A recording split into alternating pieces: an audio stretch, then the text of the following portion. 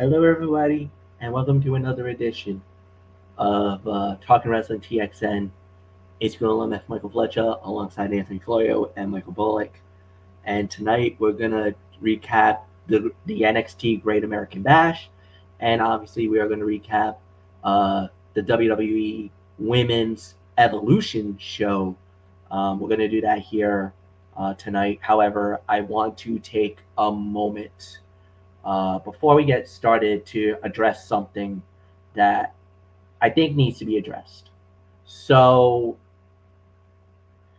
um, this is going to be a little bit different than what we normally would do. Um, Normally, we would just go into the shows, and sometimes we do suffer, or we do an honoring of if somebody passes away. Um, However, this time around, I'm going to do something a little different. Um, I got word through social media that our former leader of this program, the man who was very responsible for myself, Anthony Florio, Michael Bullock's big break here on the internet, Derek Ferrera. Now, I know a lot of people are going to be like, well, what's going on? Recently, it came to light that Derek and his family suffered a major tragedy. Somebody that was very close to him, uh, practically a family member, passed away, shockingly, unexpectedly. And he has taken a time away from the social media so that he can grieve with his family and everything else. It would be cruel and unusual for us to gloss over something like that because of the fact that, look, we may not agree with some of the antics that Mr. Ferrera has done on his podcast or whatnot. And I know some people has heard that he has taken shots at us for our content in the past. But at the end of the day, whatever difference between us and him, when it comes to family, that's a different ballgame. And at this time, I like to, on the behalf of our show, as the executive producer of this show, would like to extend our heartfelt condolences, our heartfelt sympathies, and our thoughts and prayers are with Derek and his family tonight. This was not addressed by Anthony Florio or Michael Bullock. This is solely me, as the leader of this show, taking the reins and in one found swoop, letting Derek know that we thinking about you, bro.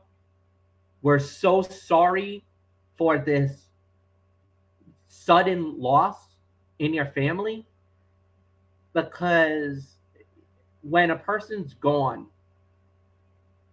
and especially through the beef that we may have, we have to also think that they're also human. So we're here for you, and we actually are looking forward for the day that you do come back on social media to do your programs your way. So, like I said, tonight we want to honor your family and honor you by the memory, and to wish you nothing but the best. I know losing someone very close is hard. I mean, Anthony can relate to it. I can relate to it. Michael Bullock can relate to it. We've all lost somebody significant in our life that rocked us to the core. So, my thoughts and prayers are with you, Derek, and we wish you nothing but the best. tonight, this one's for you. All right. So with that said, we're just gonna dive into the Great American Bash, and then we'll get into Evolution. So we start out with the Great American Bash. We had Javon Evans going one-on-one with Jasper Troy. Javon Evans winning the match in 13 minutes and 37 seconds. Solid opener, three to 3.5 stars. Javon Evans once again proves why he is the human highlight reel. Absolute amazing matchup, to say the very least. And yeah, there's really nothing more to add. So Anthony Florio, come on in and thoughts on the opening match of the evening as Javon Evans wins it in 13:37. Before I do, MF, I just want to take a moment to say that how you opened here tonight, very well said, by the way. First things first, gotta get that out of off my chest there, and yes, I too want to send my thoughts and prayers and condolences to the family, not only to Derek Ferrer, but his family as well. And what MF said, I mean, Longfellow could not have said that any better. So very well said indeed, and very well handled indeed. So, but anyways,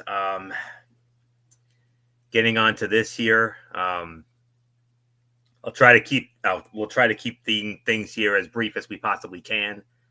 I'm not going to do my aftermatch analysis unless it's necessary, of course. And as far as this was concerned, this is about 3.25, 3.5.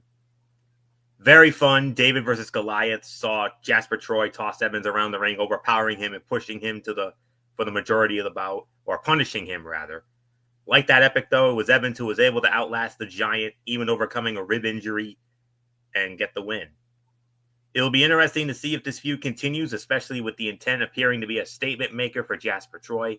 But for now, fans of Javon Evans should be more than excited about him securing his first ever premium live event win and remaining a legitimate contender with NXT. So, and Javon Evans is ready for that big push. He has been. But what he did with Jasper Troy here in the match he was able to get out of the relatively inexperienced big man only further proved it. Easily 3.25 to 3.5 stars. I'm not surprised with the outcome. Javon Evans had never won a PLE match until here. So well done. Congratulations, Javon Evans. So first ever PLE win under his belt. So not much more to say. Phenom, Michael Bullock, come on in and let's get your thoughts, Mr. NXT, as we start off the Great American Bash. Yeah, I want to close it up by basically saying, of course, my thoughts and prayers to Derek and his family for their tragic loss, and yeah, it sucks when you have to lose a family member like the way they did. And I did see his post, and yeah, it's at first it looked like I thought they might have saved that person from that heart attack, but I guess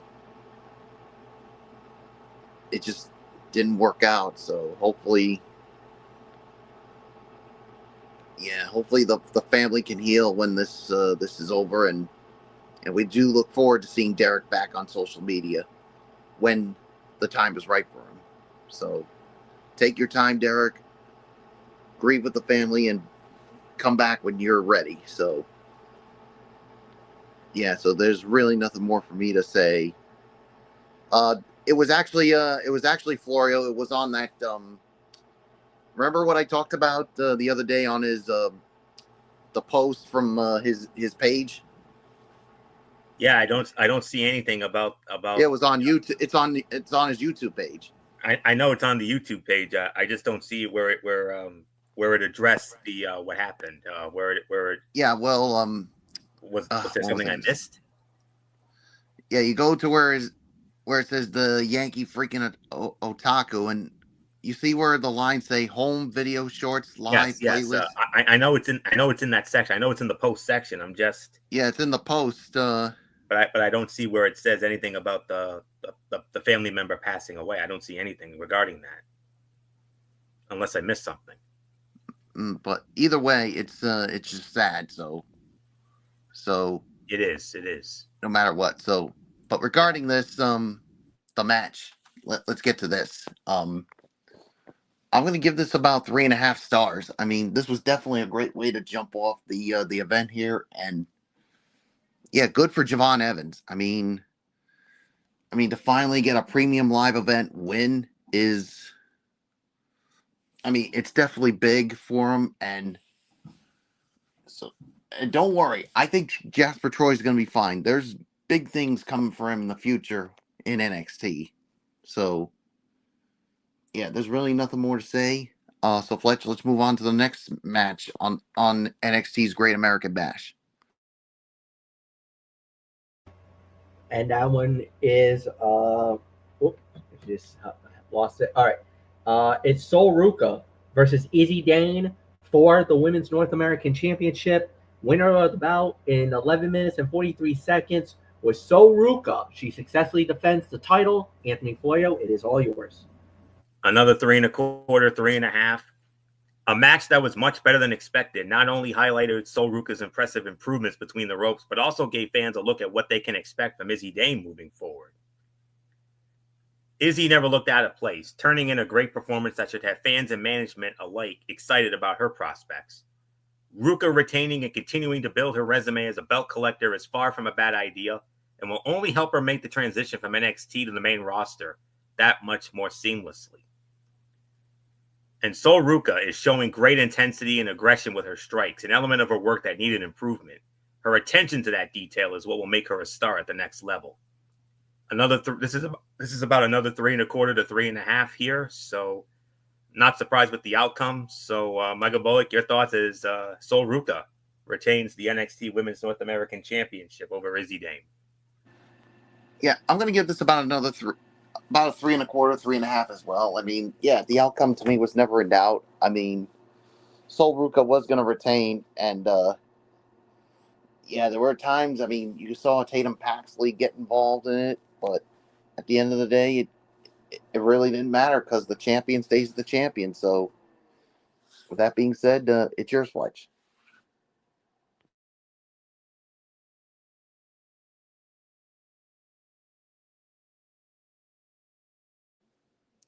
Fletch, you there?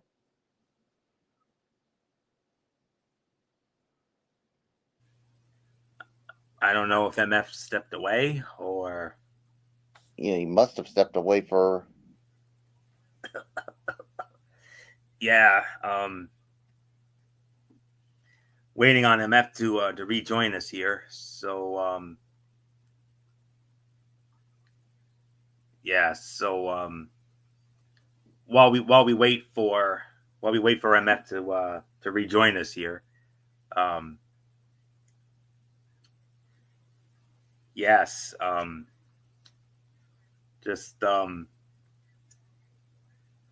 huge weekend of professional wrestling indeed, and speaking of that, Florio, while we wait for Fletch, unfortunately, especially when it comes to wrestling, unfortunately, a wrestler did suffer an unfortunate injury. Indeed, yes. And that was Seth freaking Rollins, because during his match with LA Knight, yes, you saw the video. Unfortunately, we all saw the video, and he landed on it awkwardly. Stemming from Saturday night's main event,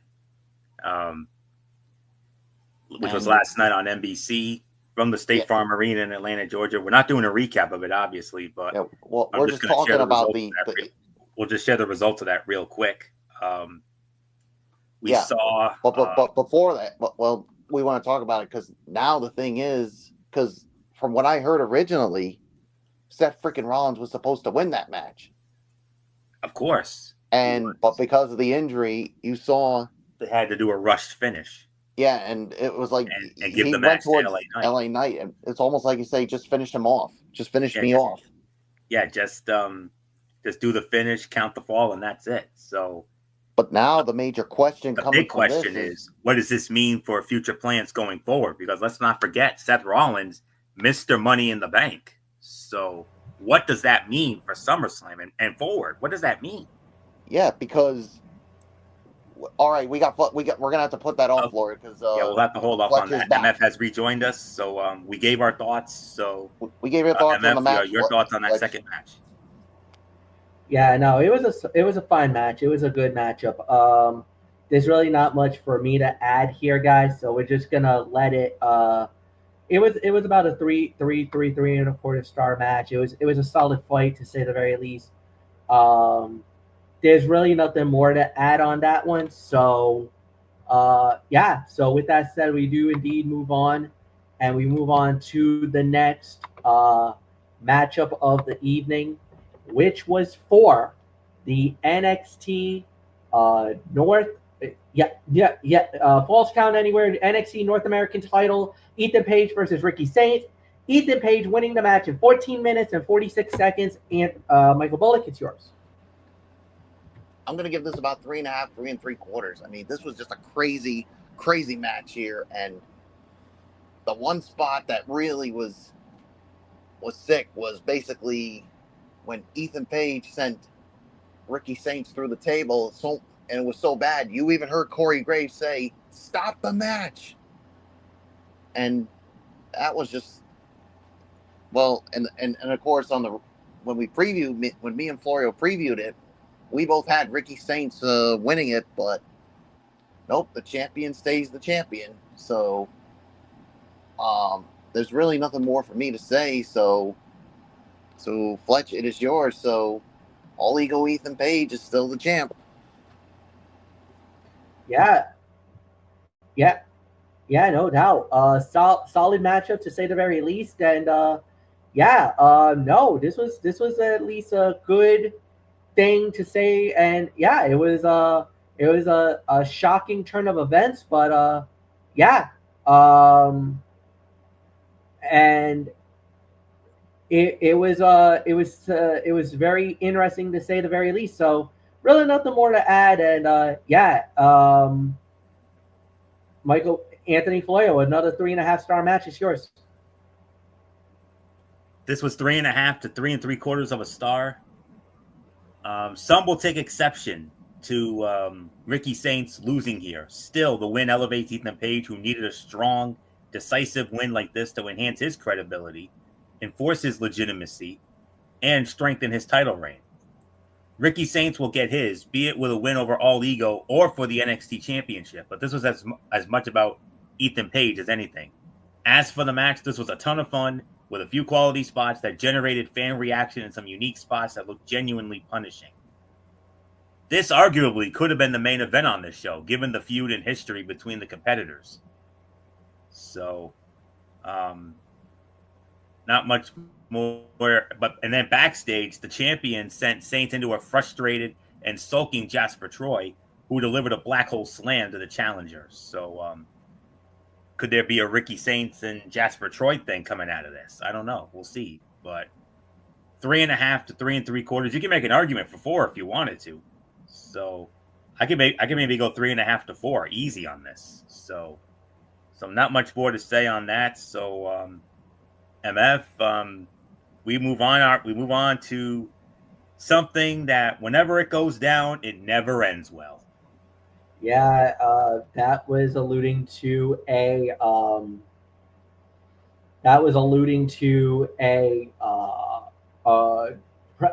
contract signing, and yeah, it never ends well, because this was the one with Mike Santana, also with Joe Hendry and Trick Williams, as it pertains to their big title match for the TNA World Heavyweight title that's going down at Slammiversary. So yeah, really nothing more to add.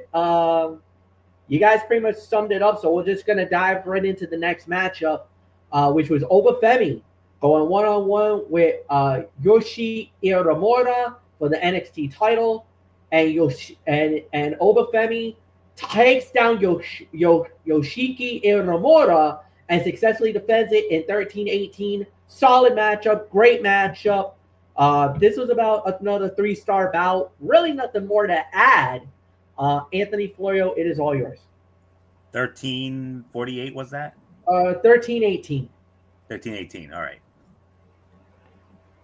This was a banger, a battle of big men that exceeded expectations and made a star out of Inamura. It passed the Big E test, the big meaty men slapping meat. And it was a completely different bout than anything we have seen out of Obafemi during his title reign. It worked, and the finish sets up a breakup between Briggs and Inamura, not to mention the resumption of a rivalry between the former and Femi, who competed in one of the best NXT matches of the year in 2024 at Stand and Deliver, along with Dijak. So, not since WrestleMania 40 weekend in Philadelphia have we seen Obafemi tested physically like he was by Inamura here. The champion has one of the best spine busters in wrestling, absolute torque, and this is the best Yoshiki Inamura has looked in NXT. An absolute force of nature against a guy who has been previously unstoppable in NXT. So, I could give this easily 3.5. So not much more to say on that. Outcome, no surprise. Game effort from Inamura. And with that being said, we move on to a very interesting main event here. Or don't forget me. Michael Bullock, we got to get your thoughts on this. That's okay, man. I'll give this about 3.5 stars. I mean, this was... Yeah, Obafemi was really, really tested against Imamura. I mean, he really gave the champ all he can handle, but at the end of the day, the outcome was never in doubt. So, nothing more to say. So now let's move on, Fletch. Main event was Blake Monroe and Jordan Grace. They went up against Fatal Influence, and it was Jordan Grace and Blake Monroe winning the match in 16 minutes and 31 seconds. Anthony, it is all yours. All right. We got some interesting things coming out of this. Well, when we get to Evolution, that is. Blake Monroe scores the win on JC Jane, a point the commentary team of Vic Joseph, Corey Graves, and Booker T made more than once in the closing moments of the event. That would seem to suggest that she will be in line for a title opportunity. Championship committee moment, if you will. The question is whether it comes against her newfound friend Grace or against a champion in Jane that appears to be more beatable than the Juggernaut. One thing is for sure, Blake Monroe showed through her in-ring work that she may be a better heel than babyface, but she can work as either. Dissension within Fatal Influence teased as Henley appeared none too eager to join Jane in the ring for the match, perhaps frustrated over the recent me first attitude of her stablemate. Monroe and Grace really put over the teamwork and in-ring prowess of Fatal Influence with each enduring heat period before exploding back into the bout. And then Jasmine Nix and Masha Slamovich unloaded on each other with forearms in a key spot near the end of the bout. So, I could give this another maybe 3.5 to 4 teetering. So not much more to say on that. So, Michael Bullock, your thoughts on this interesting main event? I'll give this about 3.5. I mean, Blake Monroe's first match in WWE and NXT was, I mean, she could be a force. I mean, and like you said, maybe could be better as a heel than a babyface, but you never know. There is like you said, they're teasing some dissension with Fatal Influence, and remember, guys, this is not the first time they teased it. I mean, they did it before when there was some bickering back and forth, but yeah, Fallon Henley didn't want to get in there with JC Jane right away because, as you've seen, JC Jane it's all about her, and but then again, it is since she is the champ. But I don't know, maybe she's starting to get a little braggadocious about it, and she better be very careful because it could rub her teammates the wrong way, especially Fallon Henley, after what we saw. So we'll see. We'll see what happens. So it's yours, Fletch. Yeah, you're right. I mean, it definitely could, but I think it was a solid main event, to say the very least. They did a really good job with it. And it was about a 3-star bout, so really nothing more to add. So let's just dive right into the overall review. which I believe it actually goes to Michael Bullock. So, Bullock, you lead off on the overall review for the Great American Bash. I thought it was an overall good show. I mean, there wasn't one bad match on the card during this. I mean, there were some things I thought they could have been better, but all in all, I'm not going to really complain all that much. So I'm going to give this about maybe 7.5 out of 10. So it's your switch. 7.5. I think you definitely got it right. I think they did a really good job. Anthony, quickly go. 7.5. The 2025 Great American Bash was a lot of fun and provided fans some very good wrestling matches. From Evans and Troy kicking things off hot to Ruka and Games, surprisingly strong effort. The Saints and Page tearing the house down. First half of the show delivered above expectations. Second half featured a banger of a bout from Femi and Inamura, and a fun electric tag match from the women's division. As positive as that all sounds, the show really wasn't necessary. I mean, there was still no reason that the show needed to exist yesterday afternoon. Very little actually happened to justify booking it, with little in the way of advancement. Worthwhile match for fans of wrestling or those looking to kill some time. This is a good show, but not one that will be readily memorable by the time Tuesday's regular episode of NXT television is over. This is obviously their way of sticking it to AEW. So that's the only reason they even did this. It was, great. It was a very good show, yes, but if I'm going to be honest with you, I thought in your opinion, it should have been more of a NXT special on the CW. Exactly right. That's exactly right. It would have served a much better purpose there. So, bottom line, to put it all to bed here, the show on yesterday afternoon, as very good as it was, trifle unnecessary. Let's move on to Evolution. All right. With that said, we do indeed move on, and we start off with the Women's Intercontinental Championship matchup. Becky Lynch putting the title on the line against Lyra Valkyria and Bayley. Becky Lynch winning the match in 16 minutes and 30 seconds. A great way to start the show. This was a banger. This was absolutely an amazing matchup. We knew it was going to be good. I didn't think it was going to be this good. We were eating it up. The crowd was into it. Atlanta absolutely brought the fire at the beginning of this matchup. An incredible matchup. And I'll say this, easily 3.5. You could even say 4. Like, that's how good this was. The outcome was never in doubt. Becky winning the match was a good thing. Now that does knock out Lyra and Bayley. And now you kind of have to feel like, all right, who's next? Well, we'll find out soon enough. But my goodness, what a match this was. Nothing more to say. Anthony, it's yours. Did you say 16:30? 16:30. This was at least 4, teetering on 4.25. Entertaining bout with 3 very capable competitors giving it their all. It sometimes felt like they could have taken a bit more time to sell, but it's a minor complaint in the grand scheme of things. The crowd chanted, "This is awesome," a couple of times throughout the match, which felt deserved. All 3 women put in a lot of effort to make this as good as it was. And I'll tell you what, the way that Becky won the match by pinning Bayley was very creative. I mean, the finish, Bayley hit, I believe it was Bayley hitting the rose plant on Lyra.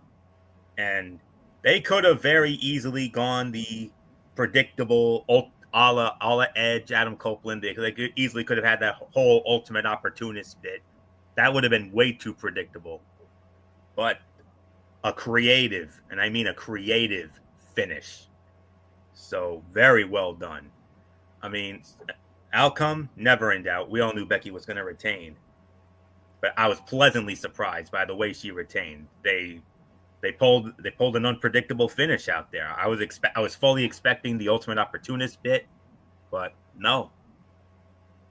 Very unique pinning combination by Becky to pick up the win there. Very good match. At least 4, teetering on 4.25. So not much more to say. Michael Bullock, Becky Lynch, still the Women's Intercontinental Champion. And the way she wins the match with that unique pinning combination on Bayley instead of the old ultimate opportunist bit. Very creative finish. Yeah, it was a very creative finish. I mean, I thought she would have done the ultimate opportunist way, but no, she did it the her way. I mean, I'll give this an even 4 stars on this one. This definitely a great way to kick off Evolution, and yeah, like you said, now what's next for Becky? Because now it looks like Bailey and Lyra are now out of the title picture. So we'll see what happens. And I don't know if you guys saw, like, after the match as she was going through the crowd, some fan held a sign that said Becky Hogan.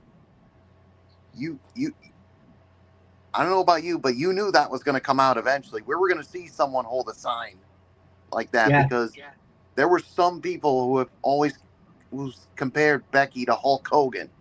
Yep.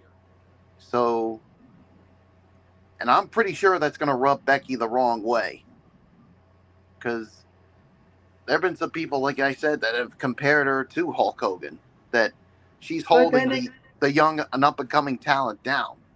yeah, but then again, I'm you just can hear saying. that. Wait.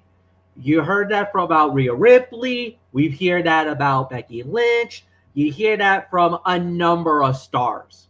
So that's not the only one. But we unfortunately we don't have the time to address it. So we're just gonna park it and then just move on. So if we ever had another time, or if we had a time where we can go longer, then yes. But tonight's not the night. So we'll just park it there and just move on. So with that said, the next thing that we did have was JC Jane versus Jordan Grace for the NXT Women's title. Winner of the bout in 10 minutes and 30 seconds was JC Jane because Blake Monroe whacked Jordan Grace with the NXT Women's title, helping JC win the match. But here's the other thing, guys.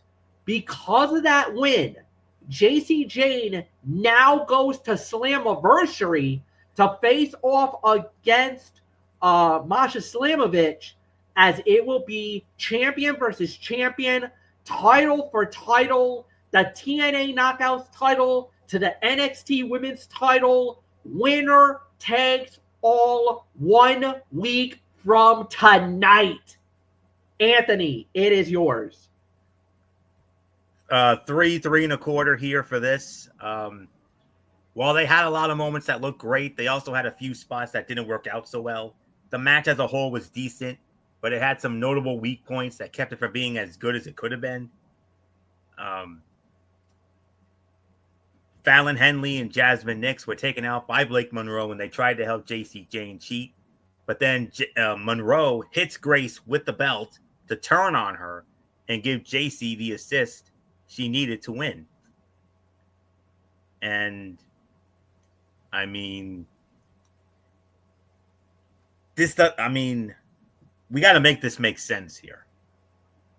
Blake Monroe pins JC Jane to win that tag match at the Great American Bash, setting up what would be normally a championship committee moment. And now she turns. But the thing is, I don't think she's necessarily aligned. I don't think we can jump to conclusions and go and say, oh, she's now with Fatal Influence now. No, she's not. No, she's not with Fatal Influence. I think it's simple arithmetic here. Now I think I can make this make sense here. She didn't want Jordan to win the title because she believes that she can beat JC Jane because she knew that if Jordan won the title, she had no chance. She was not going to beat Jordan Grace because of how unbeatable Jordan Grace is, the juggernaut. So she was like, the only way I can do that is to take Jordan out, and then that'll put me in line to get the next shot at JC, and then I can be the one to beat JC because she's so beatable. No, I don't see that happening. I think they're going to keep proving us wrong. And I'm going to make a bold prediction right here and right now. I think JC Jane is going to make history at Slammiversary. And we are going to address that sometime this week with our content. So I would imagine Friday on Mhm. Smack Talk, maybe. Yep, So Friday night we'll do it. yeah. So yeah, I can't wait for that. So, but that's just my feeling because they're gonna say, "Oh, JC's so beatable." Why do I have a feeling they're gonna keep finding ways to prove us wrong? They did it here, so But I think I, what's going to happen, Anthony, is the ego's going to be too big for her that a Blake Monroe would be the one to take her down. And not only that, but with both belts, you want to talk about sticking it to AEW? yeah. Why not give Blake Monroe both the NXT and TNA championships? Oh yeah, it's happening. Guaranteed. And she's way better as a heel, by the way. Mm, We saw it. We saw it a year ago. yeah. Like he started that incredible program with Tony Storm. Dude, she's already playing the naughty little Minx card, and I'm already like, Me like I cannot say it. I cannot say it on air. That's all I'm saying. I'll do the PG version. Me likey. Yeah. There you go. Yeah. So I could probably say, based on the way all the matches turned out tonight, I would say by default this was the worst fight of the night, even though it was not all that bad. But it was solid, but not overly spectacular.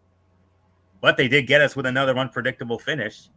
Mm-hmm. So we'll see what happens. So 3, maybe 3.25. That's the best I can go. So Bullock, I hope I did enough to make sense out of all this.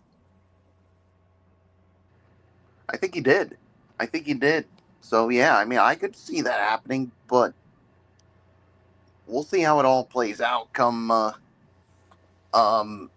especially for that TNA Slammiversary. But I know you're saying Blake Monroe, I think, is going to be next in line to challenge JC Jane. And you think, oh, she's going to dethrone her. But if you saw the look on Jordan's face, as much as I want to see Blake Monroe win it, I just don't see it happening. Because what's the old saying, Fletch, when someone wants revenge? Oh yeah. Revenge is always is a dish that's best served cold. Yeah. I see JC Jane still being the champion because I think Jordan Grace is going to screw over Blake Monroe.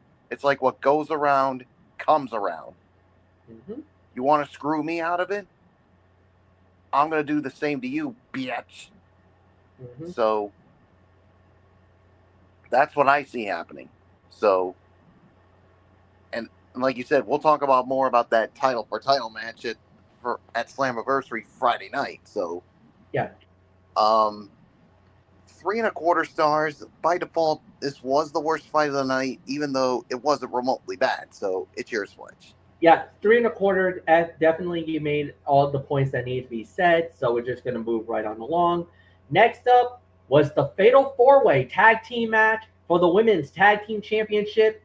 The Judgment Day versus Alexa Bliss and Charlotte Flair versus Zarya and Sol Ruka versus the Kabuki Warriors. When it's all said and done, the winners of the bout in 10 minutes and 50 seconds, and still the WWE Women's Tag Team Champions, Roxanne Perez, Raquel Rodriguez, the Judgment Day. Michael Bullock, it is all yours.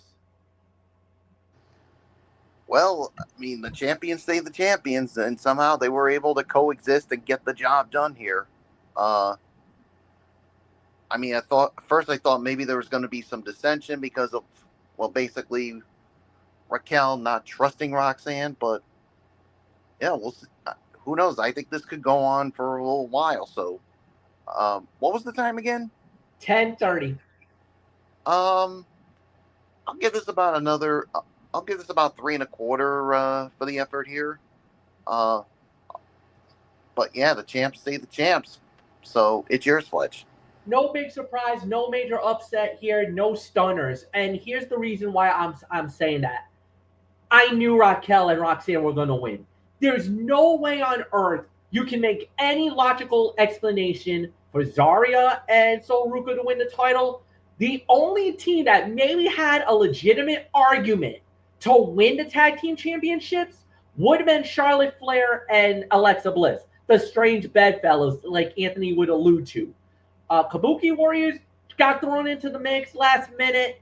Okay, fine, it was there, but for Roxanne Perez and for Raquel to win, it makes the most sense. It's logical. It is perfect because of the fact that now you're starting to see the little things. Roxanne Perez and Raquel, they're clicking. They're working. It's starting to be, maybe you're going to start to get those seeds of doubt that maybe Raquel is better off without Liv Morgan, that she's better with Roxanne Perez. And this is going to be that wedge that you can drive, that you can say, hey, this is working, this is better, and look at what we just did. Finn Balor is going to beat the drum out of this more than anything else starting tomorrow night because of what just happened here tonight on Evolution. That you see, you all just have to trust me and look at what just happened. You guys coexisted, you worked together, and we won it. And then after the post-fight, look at what happened. They talked about the big moment. Obviously, Raquel wanted it to talk about Liv. This was for you, the whole 9 yards. So she's still about Liv. And then Roxanne turned around. She's like, it wasn't just for Liv. This was for Judgment Day. This was about the Judgment Day more than anything else. And she agreed. And said, well done, Chica, as they head off. Now you got a pet name for Raquel Rodriguez? Does Liv know about this, Raquel? Because if she doesn't know, she'll know now. So, Yikes. I wonder. Nothing more to say. Florio, go. Whoa. Yay. Channel my inner Joey Lawrence on that one. Oh, man. After what MF just said. Wow. Okay. 3.5. I'm actually going to go 3.5 stars on this. Alexa Bliss was the most popular star in the bout and got the biggest pops when she tagged in and whenever she had a big move. With so many people involved, it was impressive how they managed to give everyone enough time to have their own moment or two. Some had more than others, but it didn't feel like any of the 8 competitors were left out. Some of the double team spots were creative, and it felt like everyone hit their mark on the multi-woman sequences. This is a match that won't get as much credit as it deserves. And Roxanne Perez and Raquel Rodriguez were able to retain the titles when Raquel hit the Tejada bomb on Sol Ruka for the pin. It still makes no sense that the WWE Speed Champions never bring their belts with them to the ring unless it's during a speed match. And the one thing that Charlotte Flair does that always looks weird is her moonsault. Landing on her feet instead of her opponent makes it look so ineffective. But what about that Soul Snatcher that Sol Ruka hit on Charlotte Flair? Very impressive. That was my spot of the match right there. 3.5 stars. Very good match. And good for Raquel and Roxanne. I mean, we did have a chat about this yesterday before our special outing yesterday. I mean, we did talk about this a little bit, and I'll give MF the credit where it's due. I mean, Bullock and I thought Alexa and Charlotte were going to win when we did our preview last Thursday, but MF had this feeling about Raquel and Roxanne, and he was right. It would not have made any sense for any of the other teams to win, and you definitely want to push the Judgment Day narrative here, especially with the whole Liv Morgan situation. So a great way to do that would be to keep the titles on them. So, and then eventually start to develop a friendship and a bond soon enough. So tomorrow night on Raw in Birmingham, Alabama. We'll see what happens. So, MF, credit to you where it's due. Let's move on. Next up, we had was Tiffany Stratton versus Trish Stratus for the WWE Women's Title, and Tiffany wins the match in 8 minutes and 30 seconds. Solid match. I thought it was an all right fight. Trish did her classic moves, her greatest hits, and at the end, Tiffany got the job done and won the match. Some fans are saying Tiffany might be turning heel again, but has she really ever been a heel? I think she's been more of a tweener. You know, there's been moments where she's been a good girl, then she's been the bad girl. So it's really been not anything in between. But now, you know, obviously with the match, now with Jade Cargill set for SummerSlam, this actually gives us a very interesting dilemma more than anything else, how this is going to play out. But solid for what it was worth. Nothing more to say. Anthony, it is yours. I give this about maybe about 2.5 to 3.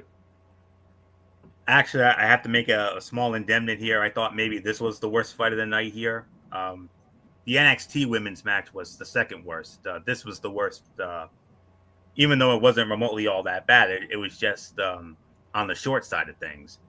This is about 2.5 to 2 3/4 of a star. Tiffany had the size and power advantage, so she was able to back Trish to the corner with ease. And Trish relied on her experience to wrestle Stratton to the mat, but she wasn't able to keep the upper hand for long.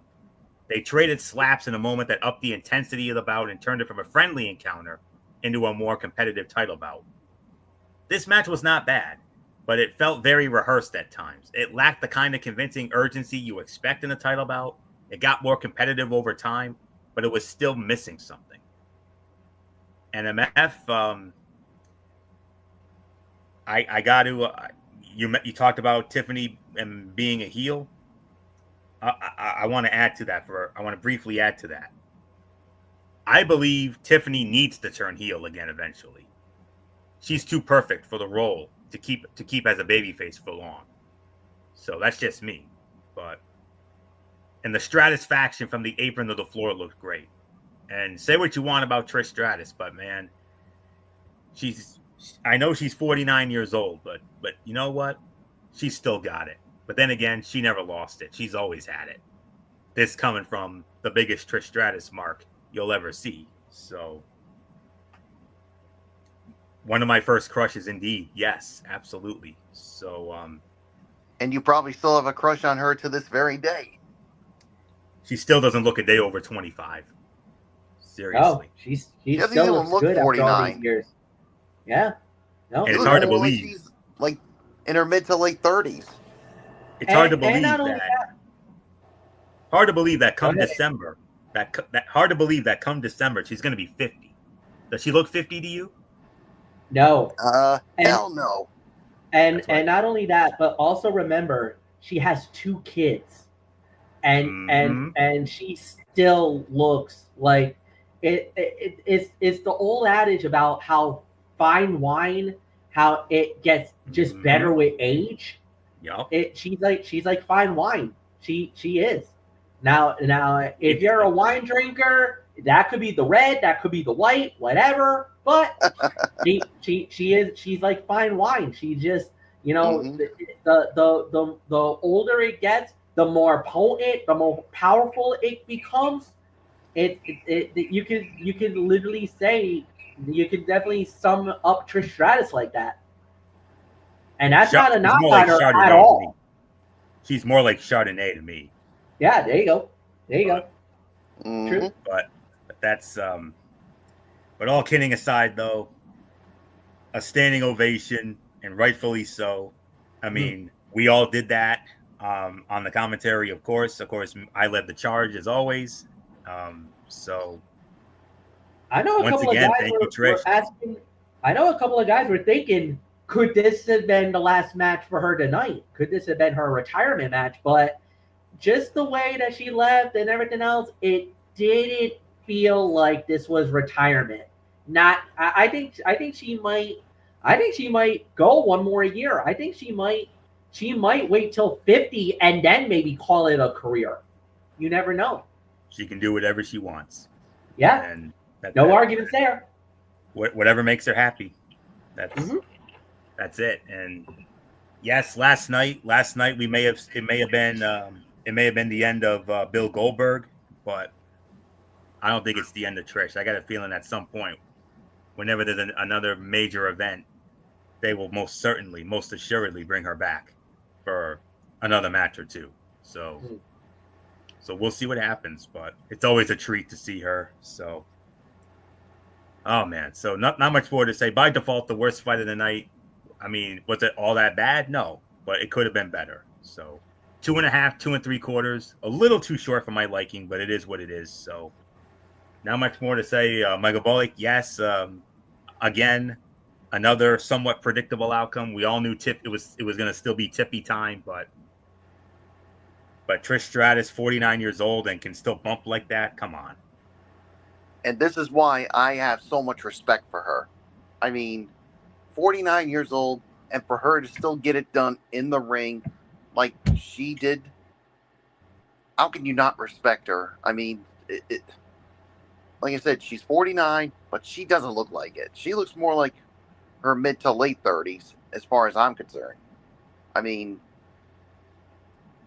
I don't think we've seen the last of Trish Stratus. I mean, when it comes to another special or whatever they do, I think we'll see her again. You haven't seen the last of her, not by a long shot. So, yes, I mean, it is still Tiffy time, just as we all predicted. So, 2.5, 2 3/4, by default, the worst fight of the night. But it wasn't a bad match. It was just too short. So, nothing more to say. Yeah. It's your Sledge. Yeah, no, this was a, like you said, 2.5, no doubt about it. No arguments here. Let's just move right on along. Next up, we had was Jade Cargill versus Naomi, no holds barred. Special guest referee was Bianca Belair. Jade Cargill winning the match in 11 minutes and 10 seconds. I believe this goes to Anthony. Hang on. No, it's me. All right, Michael Bullock, is yours. What was the time again? 11:10. I'll give this about 3 1/4 for this one. Yeah, I mean, we all got this one wrong because we all thought Naomi was going to go over because Jade Cargill got one at WrestleMania, but well, I'll save it for later on. That's all I'll say. So 3 1/4, but a big win for Jade. But then again, now that I think of it, especially after, I mean, I know we all said Naomi, but then again, maybe I should have went with Jade Cargill because here's the thing: she's got a big women's title match at SummerSlam. Yeah, and you wanna give her the momentum going into that, which is about another 3 weeks. Am I correct on that? yeah. It's at the end. It's the first week of August. So August 2nd, August 3rd. So it now come to think of it, it wouldn't make sense for her to lose this match because you want to keep the momentum going for her going into that women's title match. Mm-hmm. So I think a loss would have hurt her. So at the end of the day, I think this was the right call, even though all of us had Naomi winning this match. But now come to think of it, I think this was actually the right move. So it's your Sledge. Yeah, no doubt about it. It was the right move. Good win. Nothing more to say. This was about 2.5 stars. It wasn't the best match, but it was fine. Bianca called it right down the middle. She basically called it down the middle. She did not hit on any heel tendencies or anything else. But there was one moment at the end that kind of had me thinking, was when, did you see the look on Bianca Belair's face when she raised the hand of Jade Cargill after winning that match? I smell something. That was very telling, to say the very least. But the thing is, in a little bit, everything, well, I'm going to wait Florio, go. Good idea. 3.25, 3.5. Naomi and Jade Cargill have had one of the most bitter rivalries in WWE in recent months. And they were looking to wrap it up once and for all with this no-holds-barred match with Bianca Belair as the guest referee. They did a good job with what they had, but they felt limited by the stipulation. Blood is not necessary to make a match feel violent, but with a stipulation like this, WWE's brand of PG violence restricts how intense they can make it. So, and Michael Cole said this was only the 4th women's no-holds-barred match in WWE history. So, this was around 3.25, teetering on 3.5, but I'm thinking more of the 3.25 or so. So there isn't much more to say here. And MF, your thoughts? Oh, you already gave your thoughts. That's right. Yeah. So now with that being said, we move on now to a 20-woman battle royale, where the winner gets a major payday in Shea Patty. Yes, they do. The winner of that one will get a women's championship title match at Clash in Paris. And, well, when it was all said and done, the winner of the bout in 15 minutes and 30 seconds was Stephanie Booker. She will now get a shot at the championship, whoever that may be, going into Paris. It's a guaranteed title shot. Solid matchup. Obviously, a lot of people were a little nervous about how this was going to be played out, but the outcome was never really in doubt. I mean, we all kind of felt like Stephanie was going to win the match. She did. And it was a solid matchup, to say the very least. So you had a few people who really stood out. Jada Parker, Lash Legend had a moment in the match. Chelsea Green was doing her thing. Nikki Bella looked good. Julia got eliminated by Zelina Vega, so that might open the door for Zelina and Julia to run it back one more time. Yeah, so no, I think everybody did pretty well with this.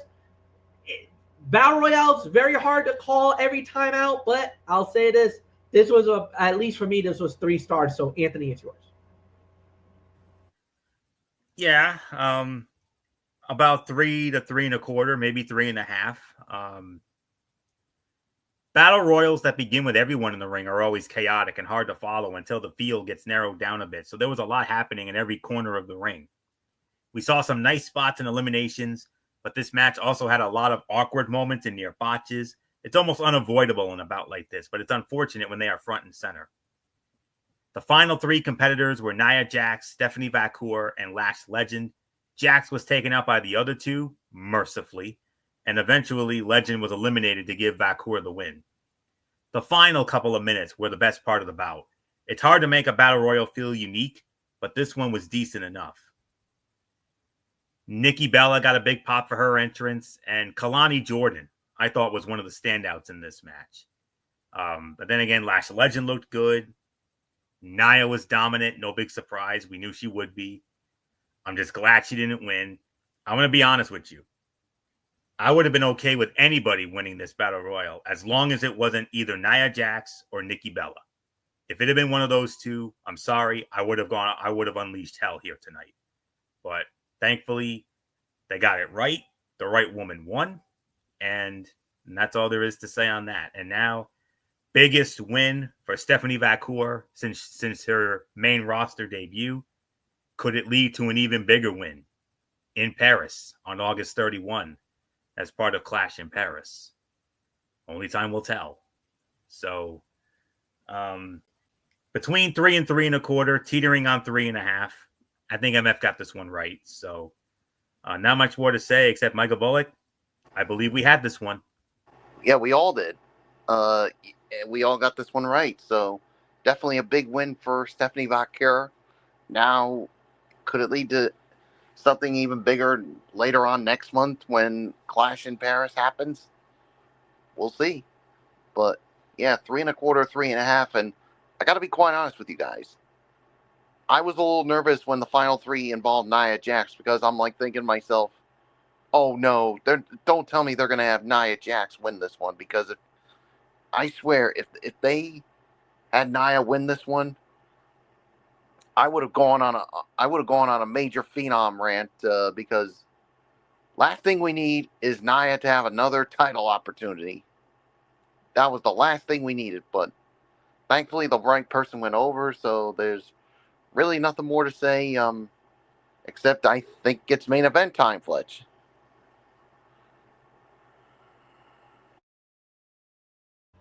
It is indeed main event time, and it is for the women's world title as it was the champion Io Sky going up against the challenger Rhea Ripley. Well, we had a little bit of a surprise in this one because Naomi decided now was the time to cash in the Money in the Bank.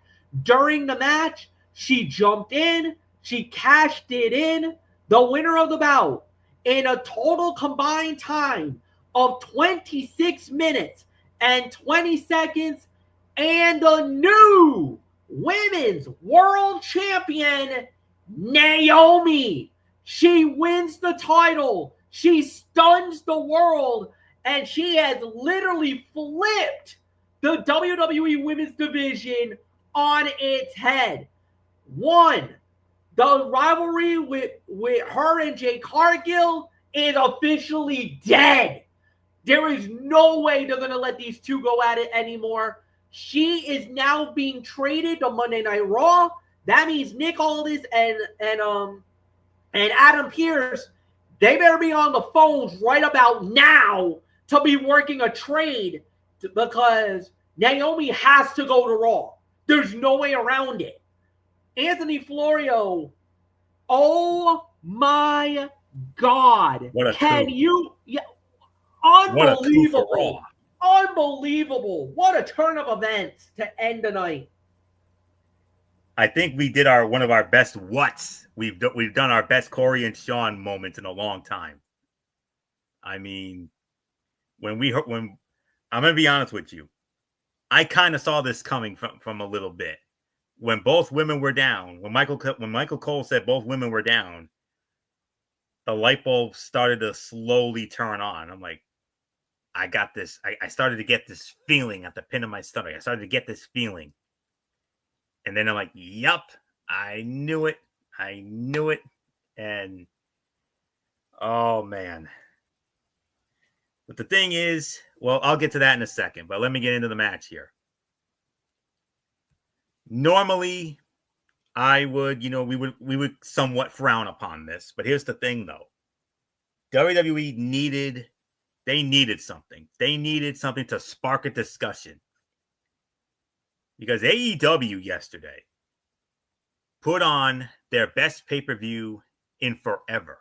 I cannot remember the last time they put on a pay-per-view that was that damn good. Yes, it was a 6-hour show. And yeah, I'm not even kidding you. That show lasted 6 freaking hours yesterday. Started at 3 and it didn't end until almost 9. Almost not 8:55 Eastern time. Yeah. Almost 6 hours. And then combine that with that 2-hour pre-show they did, we're talking almost 8 hours. So, but the only difference is they started it in the afternoon. That's true. They did start it in the afternoon because when WrestleMania happened in 2019, WrestleMania 35, it didn't end until after midnight. Yeah, like that's midnight, the only difference. I had no problem with this because they started in the afternoon. But the point I was trying to make was AEW put on one of their best all-around pay-per-views in quite some time with that All in Texas, which gave them their best feel, and it also had their best feel-good moment in almost a year. It had been almost a year since we had a feel-good ending like that. Maybe it might have been even better than last year. Who knows? But WWE needed something to counteract it, and they needed something to spark a discussion. They needed a big hook. And boy, howdy, they did it. And because of all of this was still I'm going to call this the fight of the night. And I am going to pull the trigger and I'm going to give this 5 stars. Here we go. This bout had a lot of physicality and made both women, Io and Rhea, look like two of the toughest competitors in the entire company. It's hard to think of anything they did that didn't look great. The Eradicator kicked out of the over the moonsault and looked like she was about to make a comeback when Naomi cashed in Money in the Bank to make it a triple threat. She sent Rhea into the ring post, then hit her split-legged finisher on Io to get the win and become the new Women's World Champion. Fantastic match that ended with a fun cash-in and title change. It was the best way to end the show. So, you can make an argument it was about 4.5 to 4 3/4 for the match, but because of the major unpredictability and the major nuke that none of us saw coming, we all thought Naomi was going to stay on SmackDown, go after either Tiffany or Jade or both at SummerSlam, perhaps with Bianca Belair's help, and become the WWE Women's Champion. But no. They send her to Raw. They have her pull the female equivalent of Seth Rollins' Heist of the Century from WrestleMania 31. And now Naomi, the new Women's World Champion. What a coup from Monday Night Raw. And a big-time shot in the arm for our women's division after we lost one of our MVPs in our women's division, that being Liv Morgan. And then, of course, you add what happened last night on Saturday night's main event to Seth freaking Rollins and the whole 9 yards. But a major coup for the Raw women's division. Business has just picked up in a big-time way. What does this mean for Raw? What does it mean for WWE moving forward? What does it mean for SummerSlam moving forward and the whole 9 and everything else? And which Raw superstar is going to SmackDown? Yes, and which superstar is going to SmackDown? Yes, that's the big thing. Because we can't let that go. We can't just take Naomi from SmackDown to Raw. We have to give SmackDown something in return. And we'll make sure, and I know Adam Pearce and Nick Aldis will most assuredly make sure of that. So unless they call up someone from NXT. There could be an NXT call up. You never know. You never ever know. But the point is 4.5 to 4 3/4 for the match. But the thing is, I'm bumping it up to 5 because of that unpredictability and that finish. A finish that will have everybody talking, on social media throughout the night and throughout tomorrow and the whole 9 yards. And WWE needed something. They needed a big nuke to counteract AEW, spark a discussion. Boom, went the dynamite right there. Boom, there you go. Not much more to say, Michael Bullock. So that happened. Yeah, 4.5, 4 3/4 for the match, but I'm giving it 5 because of the unpredictability. Because I don't think anybody had Naomi cashing in on the Women's World Champion on their bingo card. I mean, because we were all thinking, like, oh, she's going to cash it in on the Women's Champion, especially with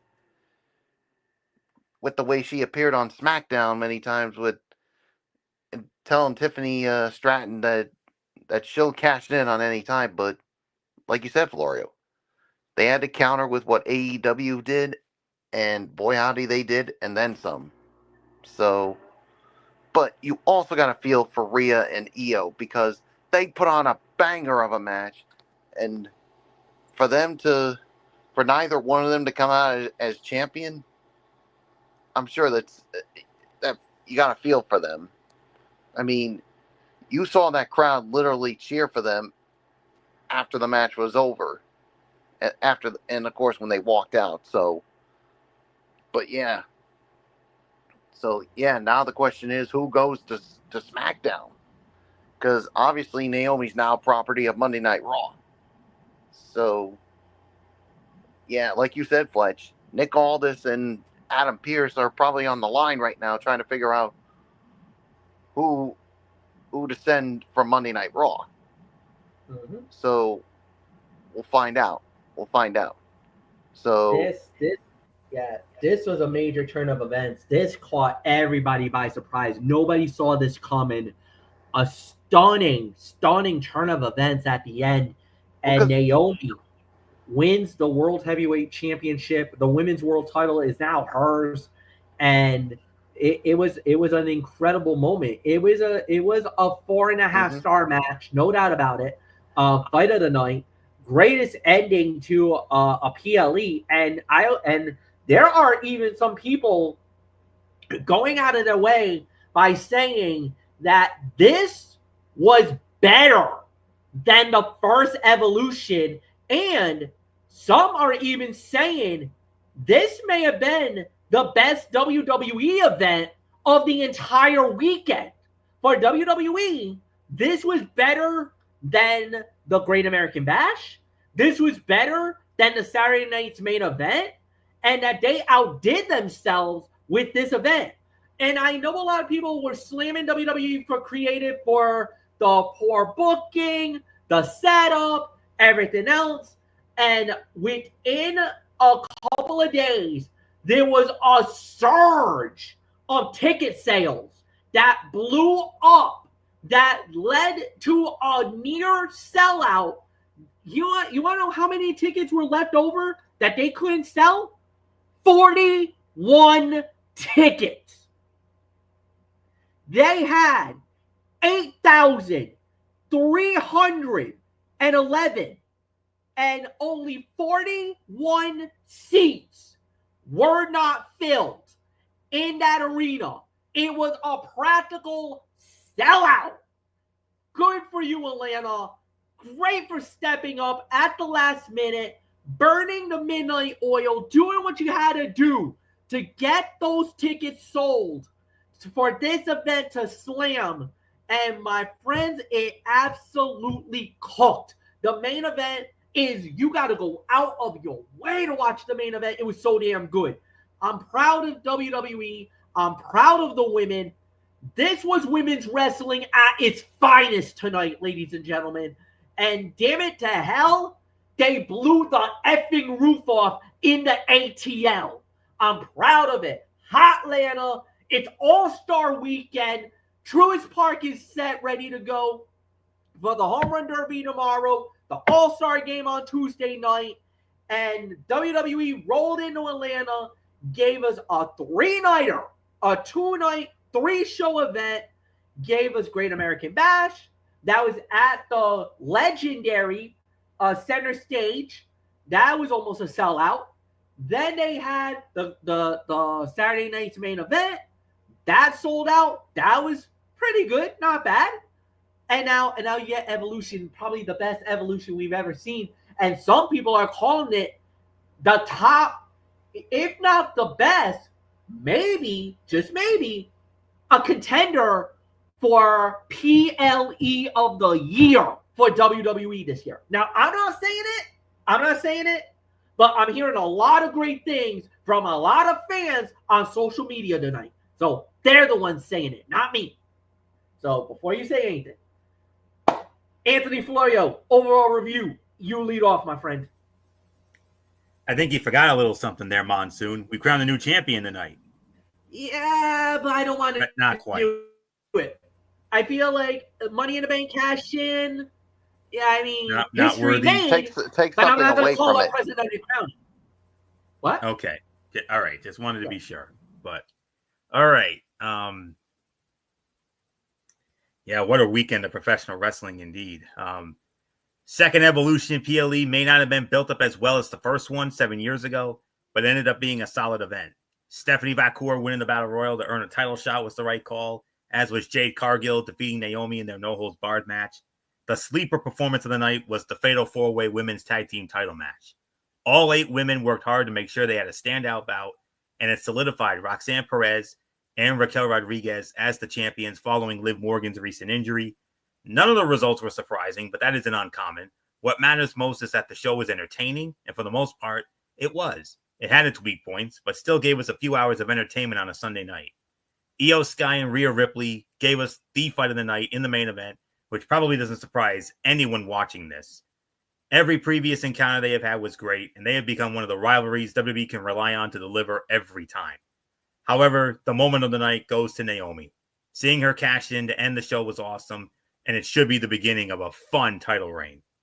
So, I could give this in excess of 7.5, teetering on 8 out of 10. Very good show. It's not the pay-per-view of the year. For me, it's a toss-up between the Royal Rumble and the Elimination Chamber. Heck, I might even want to throw in AEW All In if I wanted to, after all the rave reviews I read about it on social media. So and especially with that feel-good ending. So not much more to say on that. So right around 7.5 to 8 out of 10. So great night. So not much more to say. Michael Bullock, Evolution 2025, I thought was better than 2018. Especially with a finish that will have us talking for years and years to come. Oh yeah, definitely, without a doubt. So yeah, 7.5 to 8 for me on this one. So yeah, you pretty much said everything regarding it. So with that being said, Fletch, let's call it a night and set up the future content for this upcoming week. Well, he's got to give his overall review. Oh, I'm sorry. I thought he did. I'm going to give it right now. Partial disagreement with you guys. 8.5 is what I'm going to give it. I thought they did a really good job with the show. This is definitely within my top 5 of the best pay-per-views of 2025. I mean, they absolutely cooked on this one. Yes, I can also say All In Texas is definitely in the mix now. And I'll openly admit it. That event may actually make me want to reconsider the ban. That I might lift the ban on AEW because of what happened. But I might just lift it for Dynamite only. But I don't know. I got to see some more from AEW before I say yes or no. We'll wait and see. But I'll say they are definitely moving in that right direction of me considering lifting the ban and us start covering AEW more on I'm not going to say on a more consistent basis, but definitely there. So 8.5 for the for Evolution. Amazing show. Nothing more to say. All right, guys, we're out of here. Tuesday night is another edition of Ridiculously Raw, hosted by Anthony Florio. We got obviously Monday Night Raw. We also will have NXT. We'll have that. As far as the rest of the schedule goes, we're gonna talk behind the scenes about it. I do know Thursday we will do another edition of TXN Sports World. We will be covering the All-Star Weekend. We will have the ESPY Awards, and I do believe if there's any other stuff, we will cover it. I don't know what else is up. Big Three. Probably Big Three, yeah. So we got that coming up. So we'll go there.